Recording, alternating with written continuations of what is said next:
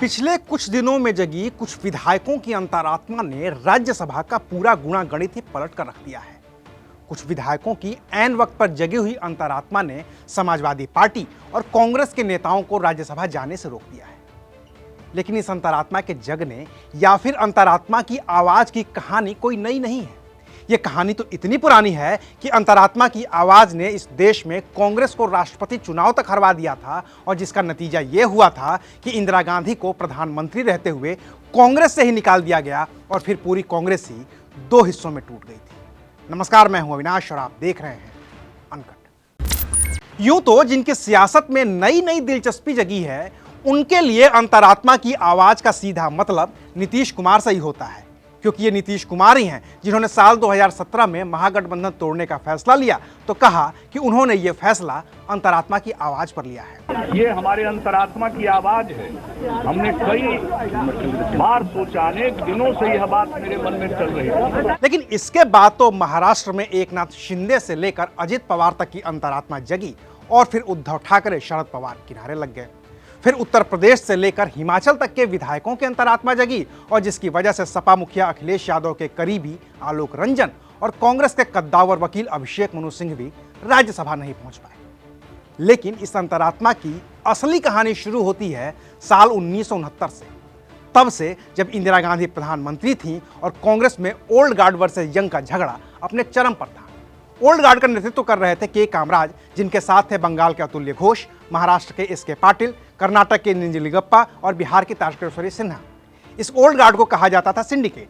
वहीं young guard का नेतृत्व था इंदिरा के हाथ में, जो प्रधानमंत्री थी, और बतौर लोहिया शुरुआत में तो वो गूंगी गुड़िया थी जिन्हें सिंडिकेट चला रहा था। लेकिन इंदिरा को इस सिंडिकेट से खतरा था।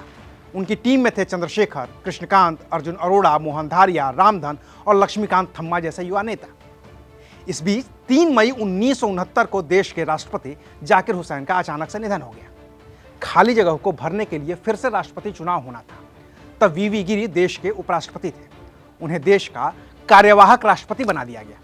फिर भी राष्ट्रपति का चुनाव तो करना ही था। ऐसे में 10 जुलाई 1969 को बेंगलुरु में कांग्रेस संसदीय समिति की एक बैठक बुलाई गई ताकि राष्ट्रपति पद के उम्मीदवार का नाम तय किया जा सके। सिंडिकेट चाहता था कि नीलम संजीव रेड्डी उम्मीदवार बने। वहीं इंदिरा चाहती थी कि जगजीवन राम को ही अगला राष्ट्रपति बनाया जाए। लेकिन संसदीय बोर्ड में इंदिरा का फैसला पास नहीं हो पाया। सिंडिकेट जीत गया और नीलम संजीव रेड्डी कांग्रेस के आधिकारिक उम्मीदवार बने। इसकी कसक इंदिरा गांधी को थी, क्योंकि संसदीय समिति की इस बैठक से पहले कांग्रेस के अध्यक्ष के कामराज ने खुद इंदिरा गांधी को राष्ट्रपति बनाने का प्रस्ताव दिया था, जिसे इंदिरा ने मना कर दिया था। इस बीच कांग्रेस संसदीय समिति की बैठक के ठीक 10 दिन बाद 20 जुलाई 1969 को इंदिरा गांधी ने 14 बैंकों का राष्ट्रीयकरण कर दिया और बतौर कार्यवाहक राष्ट्रपति वीवी गिरी ने इस पर हस्ताक्षर भी कर दिए। यह उनका कार्यवाहक राष्ट्रपति के तौर पर अंतिम फैसला था। इसके बाद उन्होंने अपने पद से इस्तीफा दे दिया। इस्तीफा देने की वजह यह थी कि उन्होंने निर्दलीय ही राष्ट्रपति चुनाव के लिए पर्चा भर दिया। वहीं कांग्रेस संसदीय समिति ने अपना आधिकारिक उम्मीदवार बनाया था नीलम संजीव रेड्डी को। एक तीसरा भी उम्मीदवार था इस चुनावी मैदान में, जिसका नाम था सीडी देशमुख। पूरा नाम था चिंतामण द्वारकानाथ देशमुख, जिन्हें जनसंघ और स्वतंत्र पार्टी ने अपना उम्मीदवार बना रखा था। लेकिन यहां पर इंदिरा गांधी ने बड़ा खेल कर दिया। प्रत्यक्ष तौर पर तो इंदिरा ने नीलम संजीव रेड्डी का विरोध नहीं किया, लेकिन यह साफ था कि इंदिरा के कहने पर ही वीवी गिरी ने इस्तीफा दिया है और निर्दलीय ही चुनावी मैदान में उतरे हैं। वोटिंग से एक दिन पहले इंदिरा गांधी ने कांग्रेस के सांसदों से कहा कि वो अपनी अंतरात्मा की आवाज पर राष्ट्रपति चुनाव में वोट करें।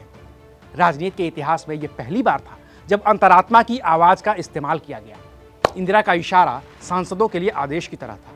राष्ट्रपति चुनाव का नतीजा आया तो कांग्रेस के आधिकारिक कैंडिडेट नीलम संजीव रेड्डी को 4,05,427 वोट मिले, जबकि निर्दलीय पर्चा भरने वाले वीवी गिरी को 4,20,077 वोट मिले और वो राष्ट्रपति चुनाव जीत गए, जो अपने आप में एक ऐतिहासिक घटना थी। लेकिन इसका अंजाम भुगतना पड़ा इंदिरा गांधी को। ओल्ड गार्ड ने तय किया कि कांग्रेस में सिंडिकेट और इंदिरा दोनों का एक साथ रहना मुनासिब नहीं है। नतीजा यह हुआ कि कांग्रेस अध्यक्ष निंजलिंगप्पा ने इंदिरा गांधी को कांग्रेस की प्राथमिक सदस्यता से बर्खास्त कर दिया। इसके बाद इंदिरा ने एक मीटिंग बुलाई। प्रधानमंत्री वो थी ही। सिंडिकेट ने इसका विरोध किया, लेकिन इंदिरा ने ओल्ड गार्ड के विरोध को दरकिनार कर एक नई पार्टी का ऐलान कर दिया। इसका नाम रखा गया कांग्रेस रिक्विजिशन। अध्यक्ष बने जगजीवन राम। कांग्रेस के लोकसभा और राज्यसभा को मिलाकर कुल 705 सांसदों में से 446 सांसद इंदिरा गांधी के साथ थे।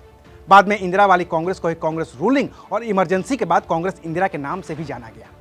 अब की जो कांग्रेस है वो वही कांग्रेस है जिसे इंदिरा ने बनाया था। 1971 के लोकसभा चुनाव में इंदिरा की कांग्रेस आर को 352 सीटें मिली, जबकि कांग्रेस ओ को महज 16 सीटें, और इस तरह से इंदिरा गांधी की कांग्रेस को असली कांग्रेस की वैधता हासिल हो गई। लेकिन राष्ट्रपति के चुनाव में जिस तरह से इंदिरा गांधी ने अंतरात्मा की आवाज का जिक्र कर अपने ही सांसदों को अपनी ही पार्टी के खिलाफ कर दिया, उसका प्रभाव हालिया राजनीति में उल्टा हो गया है। और अब भी नेताओं की अंतरात्मा जग तो रही है, वो अपनी अंतरात्मा की आवाज भी सुन रहे हैं, लेकिन अपने नेता या अपनी पार्टी के नेता के कहने पर नहीं, बल्कि अपने विरोधियों के कहने पर, और उसके नतीजे अब सबके सामने हैं। शुक्रिया, आप देख रहे थे अनकट।